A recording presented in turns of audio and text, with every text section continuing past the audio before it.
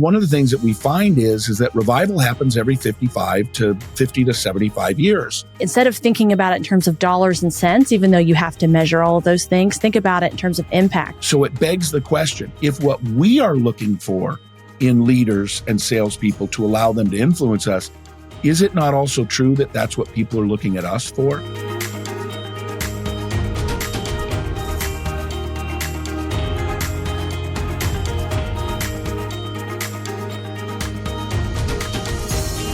Hello, and welcome to Liberty Spenders Podcast. We are Kurt and Kristen Luidhardt, your hosts and co-founders of the Prosper Group, an agency that's helped drive $500 million and help elect over 100 members of Congress, 15 governors, 15 U.S. senators, and 1 president. And now, in addition to helping political candidates get elected, we're helping your business get elected by answering this question. What if you could exponentially grow your business by tapping into a lucrative and engaged audience that we call Liberty Spenders? Liberty Spenders basically make up 76.5 million people, and they are politically conservative and Christian consumers that are looking to buy from businesses and brands that align with their values. If you want to learn more about that, you can get access to our new best-selling book at libertyspenders.com/free. Our guest today is Chris Widener. Chris is a New York Times and Wall Street Journal best-selling author. He's a member of the Motivational Speakers Hall of Fame. He is a Success Magazine top sales speaker, Global Guru's top 30 sales speaker. So we're excited to have him. He is globally renowned speaker, ranked among the top 50 worldwide. He has given over 2,500 speeches. That's a lot. And written 25 books in 14 languages. Is that in 14 languages? That is correct. Wow. Inspired millions, mentored by icons like John Maxwell and Jim Rohn. He's a former pastor, including in the Christian Missionary Alliance, which is what I grew up in. I know. There's a tie there. And he's founded Chris Widener Ministries to spark American revival. His latest book, The Coming American Revival, is endorsed by President Trump and others. And I have to take a pause. I was reading it, and the endorsements read like a who's who of my heroes. So all the more reason for everyone to pick it up. But his book is available, and check it out at AmericanRevival.com. Let's dive in. Chris, welcome. Thanks for having me. I appreciate it. It was really good to have you. Or it is really good. I'm already talking past tense. What's up with that? I've enjoyed this. I haven't gotten all the way through The Coming American Revival. But I've been through about 4 chapters plus the intro and the preface. I know the answer, but what message are you trying to convey with the book? What inspired you to write it? Well, I was writing my 25th book, and it was a book called The Capitalist. And I write sort of short fictional stories. And so The Capitalist was about a billionaire whose grandmother, who's in her 90s, asked him to host a big family reunion one last time before she kicks the bucket. And so he says, sure. So he has, 35 relatives over to his estate in Jackson Hole. And his sister brings her daughter, who's a senior at Wellesley College studying fine art or something like that. Well, you can imagine where this goes, right? So the whole book is designed to be conversations between her uncle, who she hates because he's a capitalist, and this niece. I still want to write this book. I got about 40% of the way through it. And I really just felt like God was leading me to write this book on revival. And so I stopped writing The Capitalist, and I started writing the Coming American Revival. And of course, the first thing I did was I went back, I dusted off my pastor's hat, started doing a lot of research, and ended up writing this book. On the back cover, it says something like, this isn't a promise, a prediction, or a prophecy, but it is a declaration of faith. I do believe that we're on the verge of having a great revival. And one of the things that makes me think that is not just seeing what's going on, but America has had 5 revivals over the course of its history. First, second, and what they call the Third Great Awakening, and then the Azusa Street Revival in the early 1900s, and then, of course, the Jesus People Revival in 1970. And so one of the things that we find is that revival happens every 55 to 50 to 75 years. And there had not been a widely read book on revival written since Leonard Ravenhill wrote a book called Why Revival Tarries in the 1950s. So, the last revival was 1970, and now we're looking at, 2025, that's 55 years. So just historically.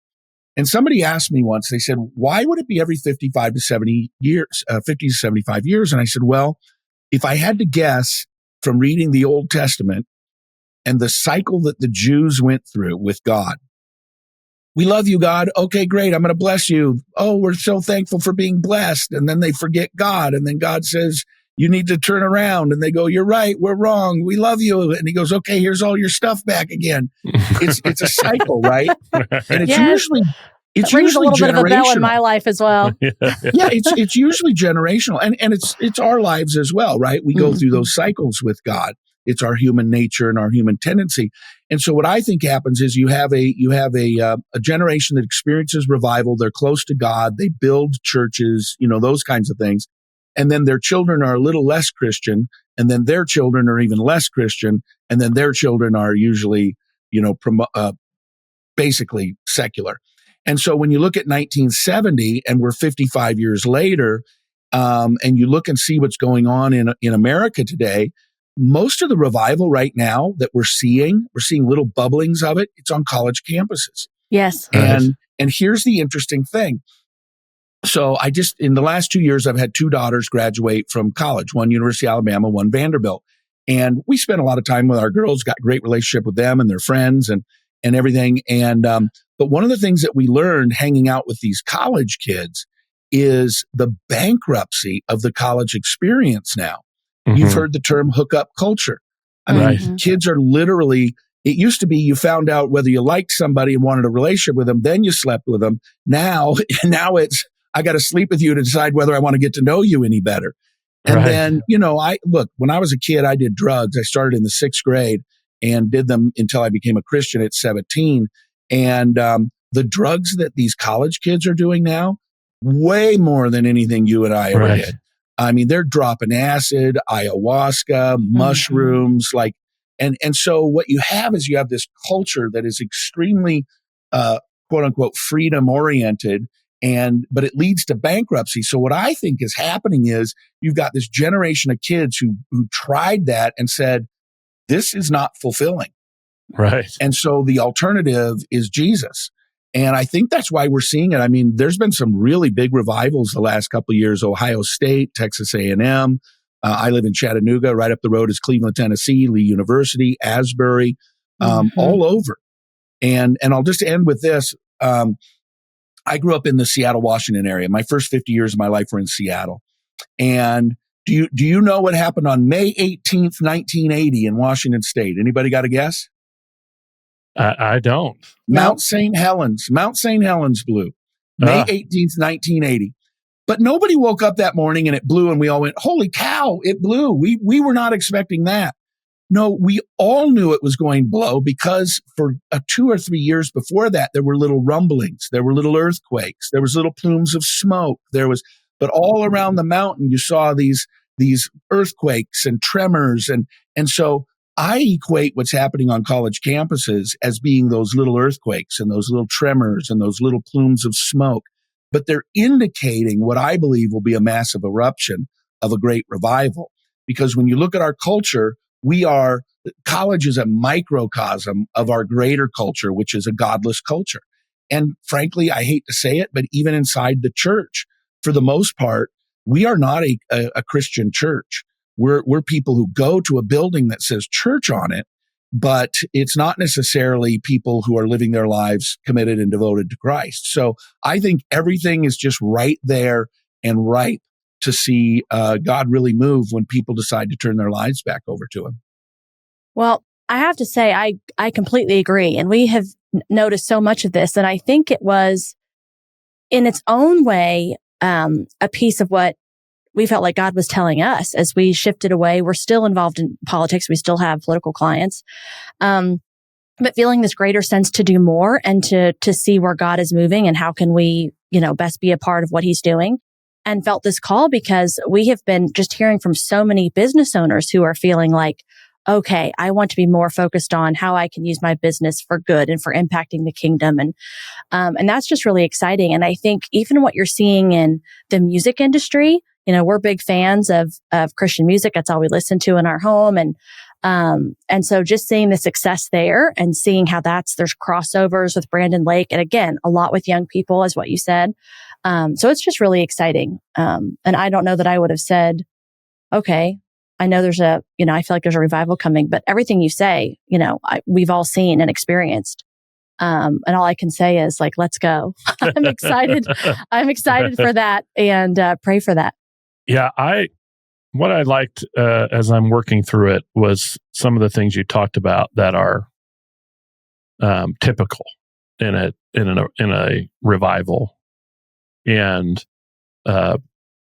what you mentioned about it starts in a sense with people of faith who start to live a life where they're fully repenting and now making Jesus number one, and putting prayer as a top priority, and it just really hit home for me. I think for some of us, we think revival. We think of that's going to be the first thing we'll see is a bunch of people come into faith, like a Billy Graham crusade or something. Where we have a lot of people who have no faith becoming Christians. But really, what you're pointing out, it starts in the church. Yeah, there's a difference between, a lot of people say, oh, Billy Graham was a revival preacher. He wasn't. He was an evangelist. And there's a difference between evangelism events, which is where you get Christians to bring their non-Christian friends, you present the gospel, and they give their lives to Christ. A revival event is all about the church. I mean, the word literally means come to life again, or life again, again, viva, life. And so, speaking of evangelism, one of the things is, we have churches all across America. Every single week, the pastor tells their people, you need to invite people to church. You need to witness to your lost friends. You need to tell people about Jesus. And they don't. Well, here's a book you can give them. Here's an audio program you can give them. Here's a conference you can bring them to. Here's this, that, and the other thing. But the problem is, unless that Christian is revived, unless they have a close relationship with the Lord, they are never going to do it, no matter what tools and resources you give them. However, if you experience revival and people are on fire for God again, you won't need to tell them or give them something to go and tell other people about. They will tell what God has done in their life. And that's another interesting thing as I was studying revival, particularly the Azusa Street revival back in the early 1900s. Like 90% of what was spoken during their church services was people giving their testimonies. The guy he preached, but he barely preached. Most of what happened was Christians standing up and saying, this is what God has done in my life. This is how God changed my life. This is how God saved my life. This is what God is doing. And people, I used to be a pastor for 14 years. I think sometimes people subconsciously say, well, you're the pastor. You kind of have to say that. But when a banker says it or a life insurance salesman says you have no quote unquote vested interest in it, right? You're just telling your story. And that's why I always tell people in the marketplace now are Christians in the marketplace, far more influential than pastors are, because we live in sort of an anti-religious culture. A lot of people look at pastors as being guys that just want to grease their pockets with the parishioners' money. They want a cush job. They work 1 hour a week, which is true, but that's what a lot of people think. Whereas then you see a Christian business person who's willing to speak out in the marketplace, and they go, wow, this must be really serious if he's willing to say that, in the middle of the marketplace. So Christian business people they have far more capacity to influence our culture than even religious professionals like pastors do. Yeah. When you were talking about sort of repentance this morning, I was reading my scripture reading was from 2 Chronicles 12, and I loved the commentary on it. So, in the many people will recognize Paul says in chapter 12 that I'm going to murder this. Your grace is enough, but your grace is made perfect in my weakness. That's a bad paraphrase. I was writing more of my thoughts about it as opposed to and the Zondervan's commentary said something interesting, because then Paul talks about the pain he's going through. He's got that thorn in his flesh, right? And the commentary said that what Paul is saying is in Christ's power, It's Christ's power, not freedom from his pain, that is indispensable for Paul.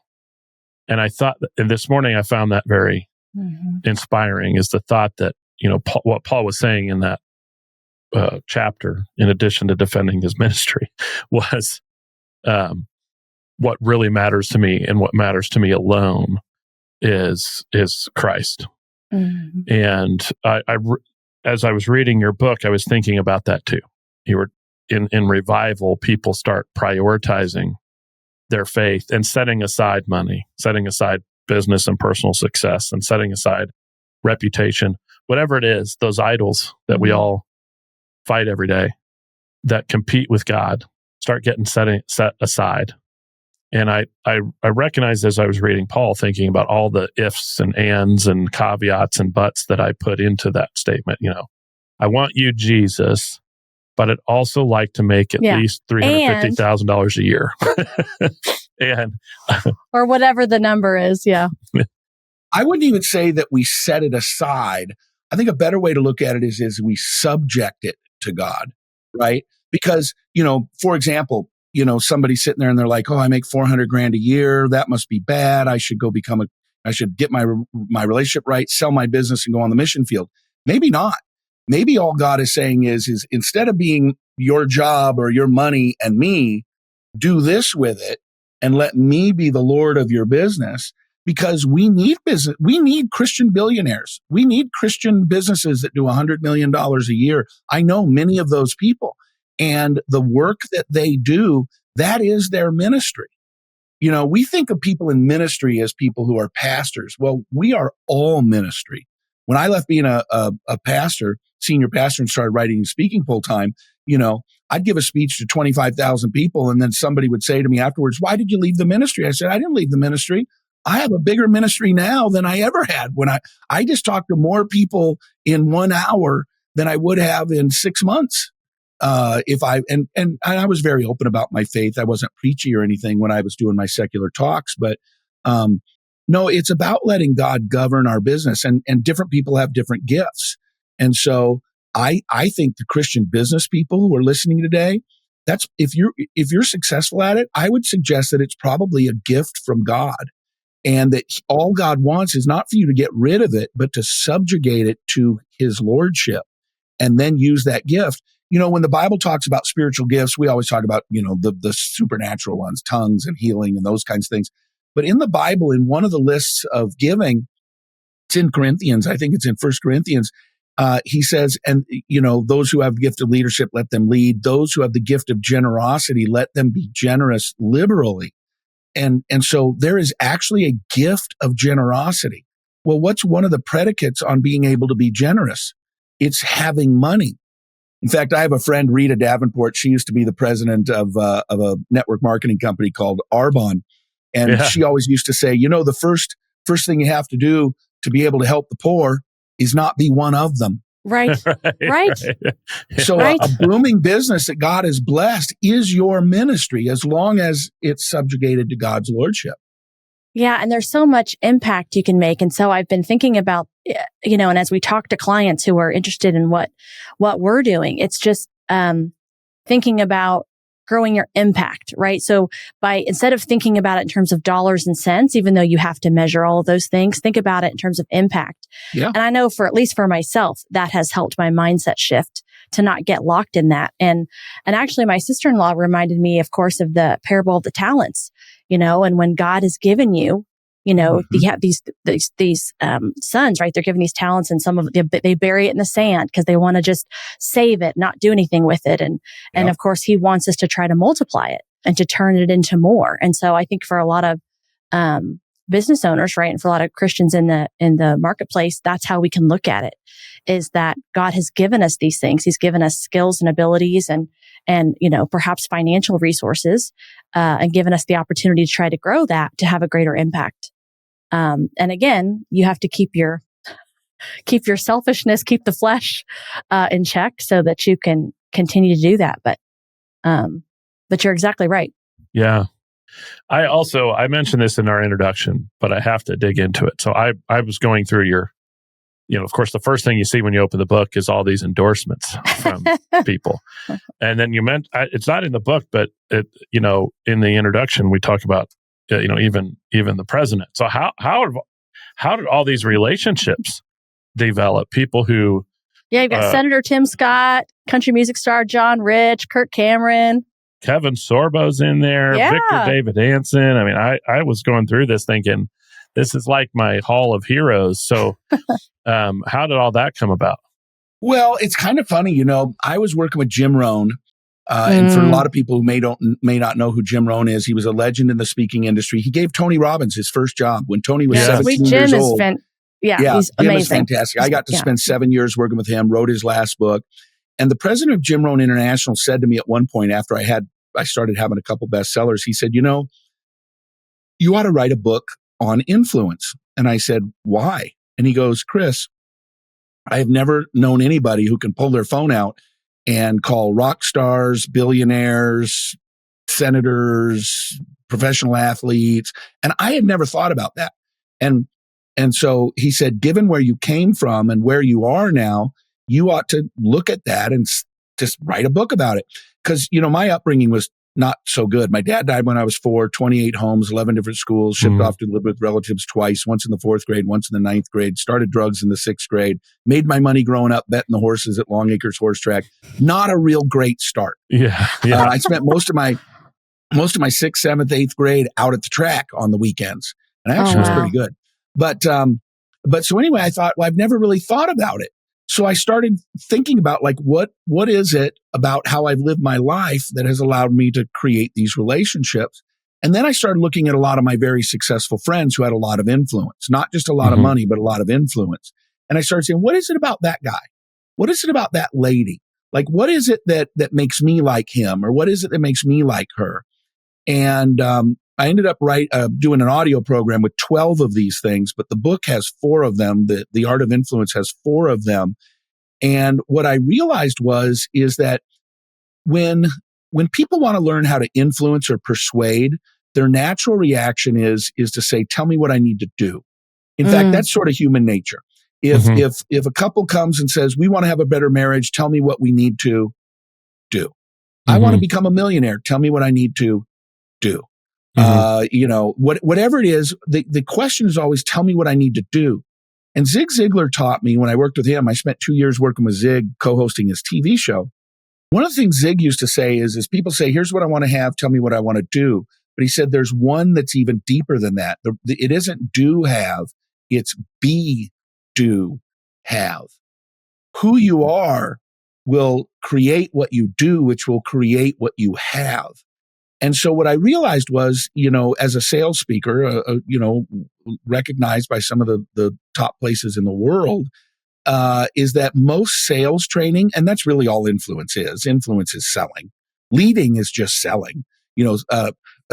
Sales is just selling a widget. Leadership is selling an idea. But it's all sales, and it all comes from your ability to influence. And what I realized is all of the training in the area of influence and selling and leading is do oriented. Here's what you need to do. But what I found is that the most important things is who you are. And so one of the things I do in my speeches is, and I've done this with over 1 million people. The largest group I ever did it with was like 7,000 people. It was at the Garland Event Center in Garland, Texas. And I ask them to break into groups of 2 or 3 people, write down 10 words that describe a great leader you know. Could be somebody you know, could be a famous business person, a famous coach, doesn't matter. Somebody you know is a great leader. Write down the words that describe that person. They write down 10. Then I tell them, go back through and I want you to divide them into character traits like integrity or skill sets like communication. Go through them, put a C or an S next to each one, then give me a percentage. If it's seven character traits, then it's 70-30, whatever. Now, I've done this literally with 1 million people, and it has never gone any other way than the exact way that it happens every single time. I get everybody around and I go, okay, you've given it a percentage? Yes. All right. I'm going to ask you a question. And if this is you or your table or your group, I want you to raise your hand and hold it up and look around the room.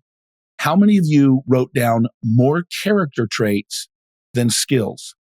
Everybody's hand goes up, like literally 90% of the audience, and they all start looking around. I go, okay, you can put your hands down. You had a random question asked of you, and 90% of this audience and 90% of all audiences I've ever done this with, you overwhelmingly put down character traits rather than skill sets. So it begs the question, if what we are looking for in leaders and salespeople to allow them to influence us, is it not also true that that's what people are looking at us for? So instead of talking to you about how to handle objections and how to make a presentation and all those kinds of things, I want to talk to you about things like integrity. I want to talk to you about things like serving. I want to talk to you about things like optimism and personal excellence, the things that are rooted in our character. And, the classic example would be a used car salesman. You go onto the used car lot and this guy's sharp, not a hair out of place, perfectly knotted tie. He's got everything down just right. He can answer any question, all this kind of stuff. But there's just something you don't trust about him. Yep. What do? You walk off the lot. His skill set was undermined by his character. And that's what I think happens. You can become the most powerful person in the world with great skills. And I always use in my speeches, I always say I'm an equal opportunity, nonpartisan political basher. So I'll give you one Democrat, one Republican. So I'll start with the Republican. Truly one of the most brilliant guys and most politically strategic guys to ever hold the White House was Richard Nixon. In fact, for years afterwards, former presidents would sneak phone calls into the guy or have him snuck into the White House so they could ask him, what do I do? Particularly in international relations. Right. Undermined by his character. And then probably the second or third smartest guy to ever be in the office. And he is a classic, William Fulbright scholar, whatever. He doesn't come across smart, but he's a brilliant guy, is Bill Clinton. Completely, totally undermined by his lack of character. And so, the guy had tremendous brain power, literally world-class, if not one in a world, charisma. I was going to say charisma. I knew a billionaire that was invited to a small group, a meeting with like 6 people, and he's a Republican. And he's like, oh, I hate this guy. I don't want to go. Can't believe I'm going to this thing, blah, blah, blah. He came back from it and he said, Chris, he said, I got to tell you, he used a phrase that I think is so hilarious. He said, Bill Clinton is a black hole of charisma. Yeah. Like you can't not like him when you get in his presence. He just sucks you in. This is a guy who was founder and CEO of one of the largest companies in our country that everybody knows. Yeah. And he said, there's something almost spiritual about it. And he meant darkly spiritual, not Christian spiritual about it. He said, there is just something about it. But he was completely undone and not able to do the things he wanted to do because of his character problems. And I think that there's a lot of people walking around today wondering, why is it that I'm not successful? Well, you're not successful because you're a jerk and nobody wants to do business with you. Fix the jerkiness, become a kind-hearted, generous person. You'll attract more people. You have more influence in their lives and your business will grow. And I think it's just something people just say, well, just tell me what I need to do. Well, what you need to do is you need to fix the inside, not the outside. Yeah. It's who do you need to become, right? That's what I'm picking absolutely. up. Hey, business owners. Did you know there's 76.5 million faith-based and conservative consumers that are looking to support brands that align with their values? That's a $5 trillion opportunity. And if you're not tapping into it, you're leaving money on the table. Our new book, Liberty Spenders, is your ultimate guide to reaching this influential audience using conviction-driven marketing. That's right. We break down real-world strategies that successful brands are using right now to connect with this audience authentically, build trust, and drive long-term business growth. So if you're truly serious about standing out in today's crowded market, grab your copy today on Amazon or visit libertyspenders.com. And don't miss out on this revolutionary strategy called conviction-driven marketing. I think that's an interesting answer to the question about what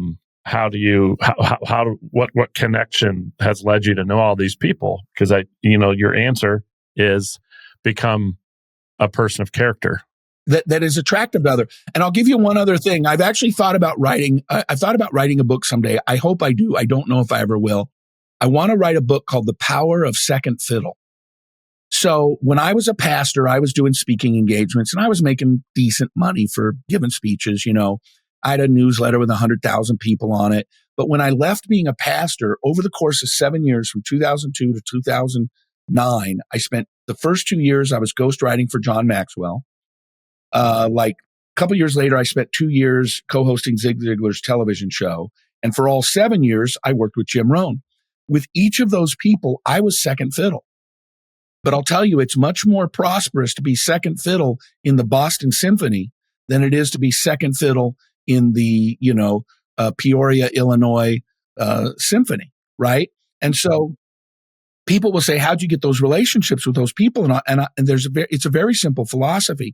Most people who wanted to be a speaker, if they were able to meet those three guys, they would say something like, I want to be just like you. Can you help me?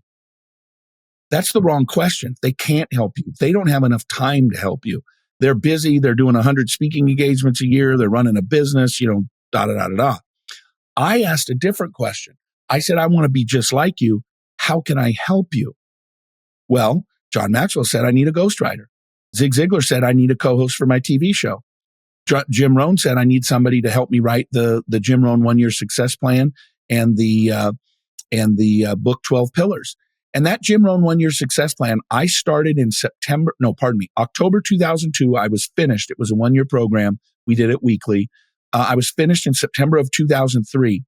It is now, as we're recording this, July 2025, and I still receive royalties on that product that we did.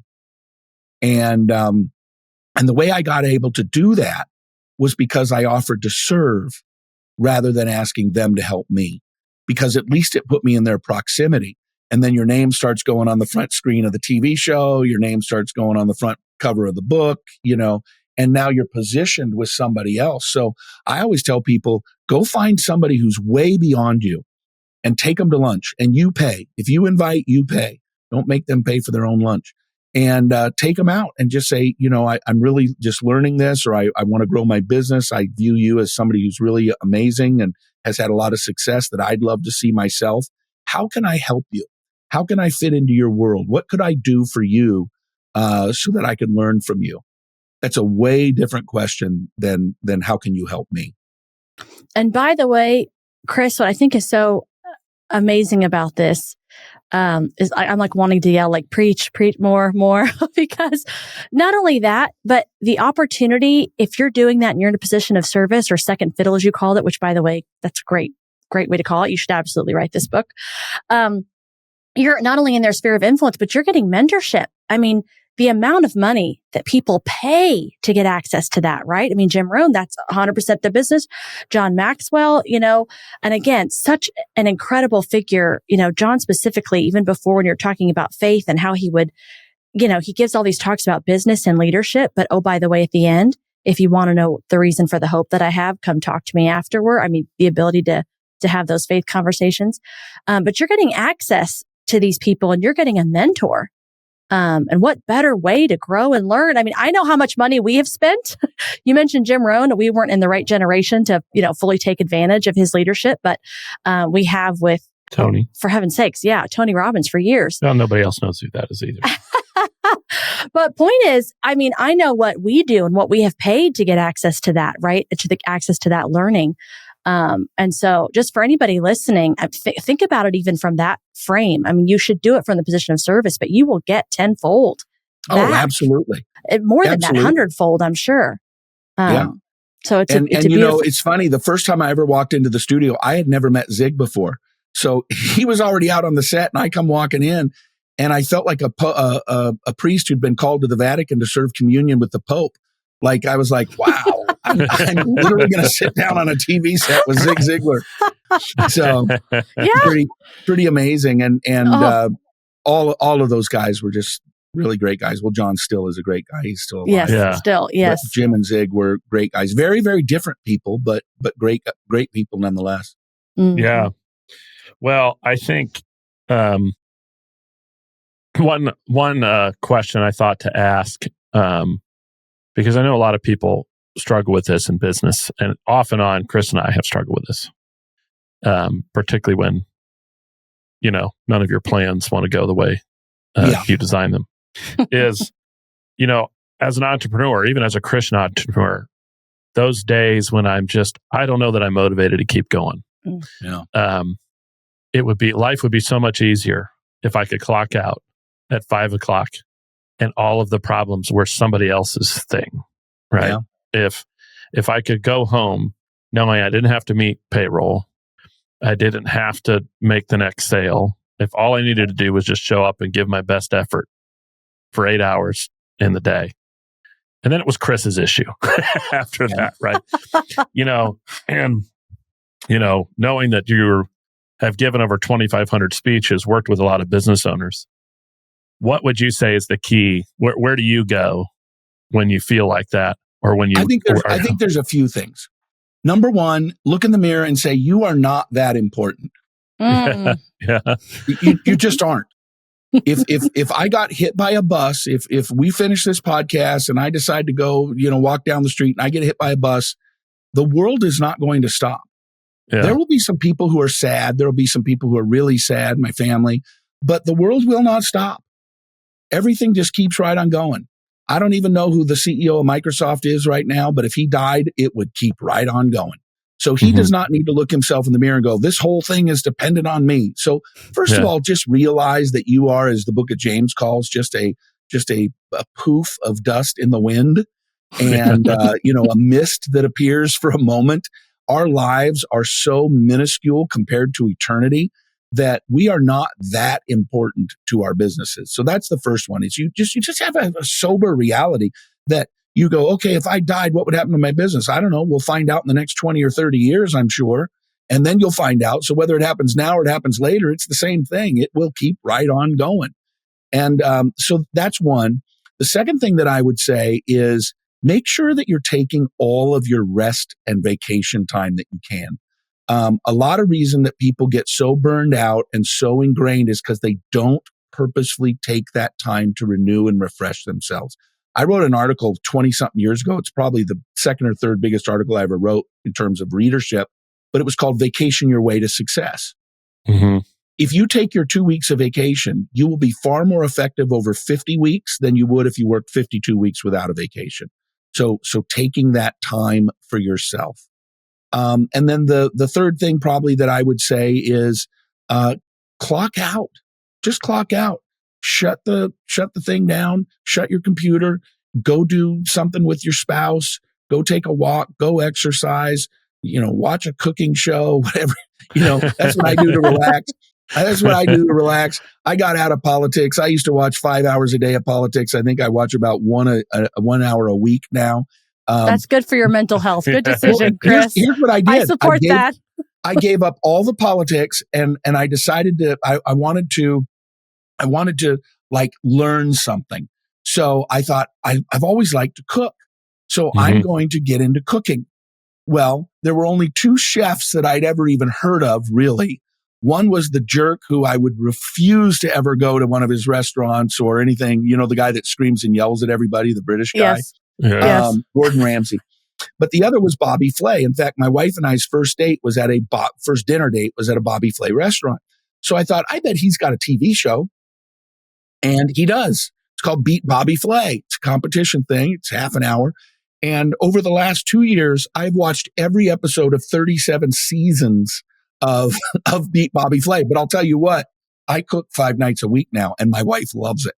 And to me, I can do all my work during the day, and then I just shut my computer off. I go downstairs and I will cook, and everything just releases. So having something that's important to you, that is energizing to you, that can take your mind off of all the business, because you know what? Your business is going to be there tomorrow morning at 9 a.m. When you open that laptop, you'll be right back to where you were last night at 5 o'clock. And so I am really ruthless about my time because I really believe that I'm far more effective during the day if I'm doing things that are energizing personally to me when I'm not at work. Yeah. I love that answer. And it's too bad even your hobbies are business. It's easier said than done, though. I also know it's easier said than done. But well, Kurt, his other passion projects are also business related. Well, yes. We have our little small town businesses, but I love that answer. And the other thing that, I was thinking about, I've thought about a lot in the last couple of weeks is how to see our business in the right kind of light as a kingdom building exercise, right? It seems obvious if my business was some sort of charitable exercise that provided food to the poor, right? Or if we were, and I think of things like, well, we can always treat our employees fairly, pay them rightly, give them their Sundays. I mean, there's lots of things from the standpoint of how we run our business. But how do you advise people, Christian business owners who really want to emphasize the kingdom effect of their business, even if it feels like, hey, I manufacture, I fabricate wood. That doesn't feel like Jesus was a carpenter, but. This is one of my favorite questions. I love this because I think I have a really great answer. You can't view your job by the job description. You have to rewrite your job description. So I'll give you some examples of people who might think that they're quote unquote meaningless. Some woman says, "Oh, I'm a waitress. I'm just a server. What do you do for a living?" "I'm a server." "What do you do?" "I bring food to the table. I take their order and I bring food to the table." That is not what you do. That is not your job description.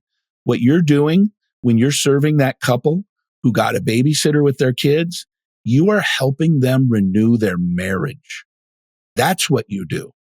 You're taking all the stress off that mom from having to cook dinner and put it on plates and all that stuff. You're taking that stress of that dad from thinking about work, and you're removing those obstacles to a couple to re-engage in their marriage.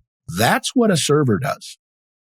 Take a real estate agent. What do you do? "I sell homes." "But what do you do?" "Well, I go down, I walk them through, I tell them what the price is, I negotiate." That is not what you do. You are selling or helping families find a place where they will build memories, where they will train their children to be productive members of society. It'll be a safe place for them. That's what a realtor does. They don't show and sell houses. They help families find homes. That's what a server does. They don't deliver plates to a table. They remove obstacles to a couple so they can renew their marriage. So what I would say is, you guys own an ice cream shop. What do you do? "Well, we scoop it out, put it in a cone, take the money, and off they go." No, you're building memories from those families and those kids and, those kinds of things. Like I was listening to some guy the other day talking about how we don't see them anymore, but the ice cream trucks, right? Yes. You could go back 40 years and go, "What do you do for a living?" "I drive an ice cream truck." No, you don't. You are giving Gen X people a memory that will last a lifetime. That's what you're doing. And of course, the greatest example of this in corporate history was when Kodak decided to quit saying that they make film and they instead make memories. Yes. And that's a really great example. So I encourage Christian people to say, stop looking at it as the function of what you do and start looking at the outcome of what you do, not only for yourself and your employees, but your customers.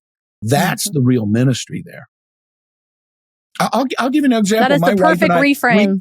We like to go and do these little, you guys probably done them, you go and it's a wine and painting night or a wine and cooking night or, something like that. We did one down here in Chattanooga, I don't know, a month and a half ago or something. And you go in, you pay $40 a person, whatever. And we made chicken Parmesan and you're at these tables with these other couples and, whatever. And you make your chicken Parmesan and then you eat it together and then you're on your way. Well, what I found interesting was at the very end, the chef that night was not the owner. The owner's also a chef, but he was doing it and the owner was gone. And he gave us this little speech at the end. He said, "Okay, these are evaluations. We'd love to know what you liked, what you didn't like, how we could do that, blah, blah, blah. If you could just put them in that basket on your way out, that would be great." And you'll notice there's a smaller basket above it with some pens and little pieces of paper. My boss, who owns this place, is a Christian, and he likes to pray for all the people who come into our company. So if you have a prayer request, maybe somebody's sick or you're having marriage troubles or you're having struggles with your work and your job, you don't have to tell us who you are, but just write it down honestly, and our owner will pray for you every day. And I just very briefly, about as long as I said it, in the context of a 3-hour night, but that's a way that this Christian business owner, brought the gospel into his little place of employment. I love that. It's beautiful. Yes, I do. Well, that is worth the entire episode for those of you who are listening to kind of rewind and listen to that all over again. And now that we're getting close to 45 minutes, I think it's time for our lightning round. So we ask the same question of every guest, same 3 questions of every guest. Hopefully I don't give the same 3 answers that every guest gives. Yes. Actually, sometimes I think we should start with this because I sometimes get the most interesting answers from these questions. No pressure. We try to do them in rapid fire style, but there's no timer. The first one is, what kind of legacy you are looking to leave behind, from your books, from your speaking, and your work? Well, I think probably 2. Number 1 is just that I helped somebody make it through life a little better, a little easier, a little more successful, with a little more meaning. There's millions of people who've read my books, but will never meet me, never have a relationship with them. But I still love, my best-selling book and my favorite book of all time that I wrote was called The Angel Inside. I wrote it in 2004. And I still, 21 years later, get people who say that book changed my life. It redirected the course of my career, those kinds of things. And so there's that. But then I think the most important one is that my family knows that I love them, that I serve them, that I cared for them, that I was always there for them. That's the biggest legacy. And then I guess even bigger than that, is just that I lived a life that was worthy of the calling I've received. God calls us to a particular life, and we need to do that. And so for me, those are my driving factors. Yeah. Yeah. Now, I always get a good, interesting answer to this one. 90 seconds on something that's caught your interest lately, but just kind of off topic. Maybe it's hobby, sports, good book you read. What's something that's really taking you down the rabbit hole? Well, I'll tell you something that I started last year. I said to myself, I'm going to start doing things and reading things that I would have never done before. Mm-hmm. And so I started, the very first thing I did, this was about 2 years ago, I picked up Matthew McConaughey's book. I think it was called Green Lights. Yes. Okay. Matthew McConaughey comes across as like just a dumb bimbo, right? That's how he comes across. All right, with my pecs and my abs, he comes across as a real dumbo. This guy is one of the most thoughtful people I've ever read. He literally has pictures of his journals that he wrote. Like he opened his journals up, snapped a picture and put it in the book. You can tell his old high school writing and stuff of his goals and his dreams and those kinds of things. His pursuit for meaning is really interesting. He tells a story about how he wanted to go spend some time, I think it was at a monastery or something, and it was way out in the middle of nowhere. They dropped him off at the front gate, and they said, okay, we can't go on the property, but the thing is down this driveway. Well, the driveway was like 6 miles long. He had to walk 6 miles to get to this monastery to pay these guys to be able to be silent for a week or something like that. Mm-hmm. So I thought that was really interesting. I just picked up and I'm reading through the autobiography of Al Pacino called Sonny Boy.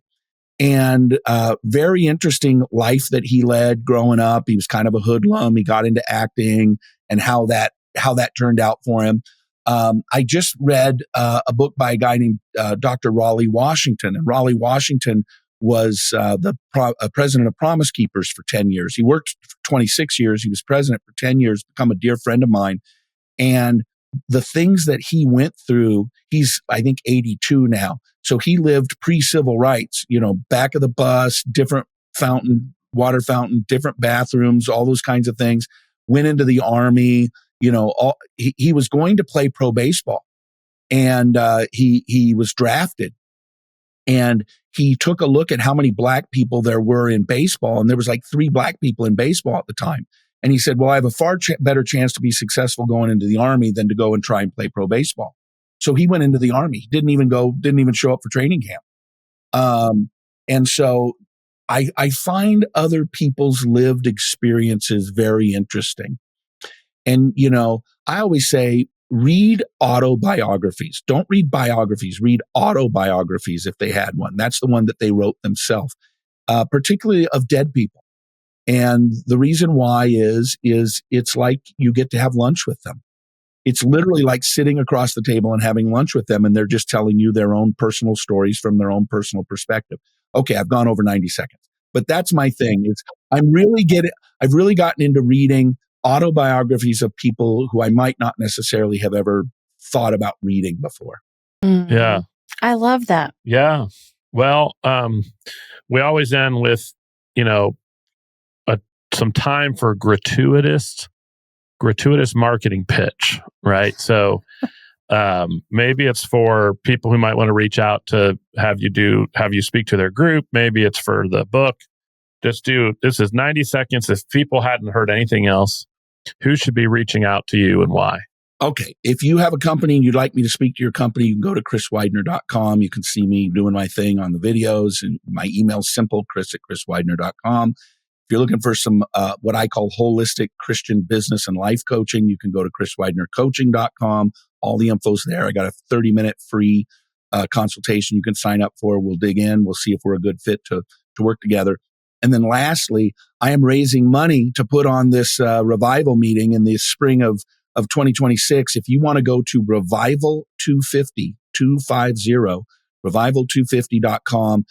We're doing it in celebration of our 250th anniversary next year. And so we're raising money for that. There's a place you can put in there. If you just want some updates, email updates, you can do that. If you want to donate, you can hit the donate button, but we're raising money to build that out. So those would be the 3 shameless plugs. Amazing. Those are great. And this has been excellent to have you on. And, so I really appreciate you giving us your time. Yeah, thanks for having me. It's great. Anytime. Yeah, I think there's so much we could dig into with your background. And so I can't wait to see more and to keep connected with you. Chris, thank you so much. And you have added value, which was the only thing he said he wanted to accomplish today. And that's like, you can check off that box. So we appreciate you so much. For those of you tuning in, we thank you so much for your time. Again, we invite you to join the Liberty Partnership community at libertyspenders.com. Learn more, get access to our book, libertyspenders.com/free. And if you found value in today's episode, don't forget to like and subscribe so you don't miss anything in the future. Until next time. Thanks for joining us on this episode of the Liberty Spenders Podcast. If you're a business owner, we hope today's conversation gave you valuable insights on how to grow your business. If you enjoyed the show, do us a favor. Hit like, subscribe, and leave a 5-star review. It really helps us reach more entrepreneurs and leaders like you who are ready to make an impact. And write something flattering, because I read them all. Don't forget to grab your copy of Liberty Spenders too, available now on Amazon and at libertyspenders.com.